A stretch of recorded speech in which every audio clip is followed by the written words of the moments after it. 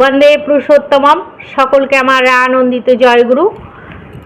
পরম দয়াল শ্রী শ্রী ঠাকুর বলছেন, শ্রেষ্ঠ জনে করলে প্রণাম, নিয়ত মাথা ঠেকিয়ে পায়, নিজের ভালো হলেও কিন্তু তার আয়টি ক্ষয়ে যায়। শ্রী শ্রী ঠাকুর বলছেন যে আমাদের গুরুজনদের যখন আমরা প্রণাম করব, বারবার পায়ে হাত দিয়ে যাতে প্রণাম না করি। তার মানে গুরুজনদের পায়ে হাত দিয়ে বারবার প্রণাম করলে তার আয়ু ক্ষয়ে যায়।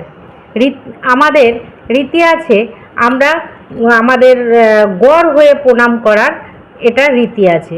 তা আমরা যদি গড় হয়ে প্রণাম করি, তাহলে এই যে বাইরে থেকে আসা যে আমাদের স্পর্শ লাগে, অনেক সময় কারোর হাত পা ধোয়া থাকে না, এইগুলোর জন্য অনেক সময় আমাদের এগুলো বারণ করা হয়, যে গায়ে পায়ে হাত দিতে বারণ করে।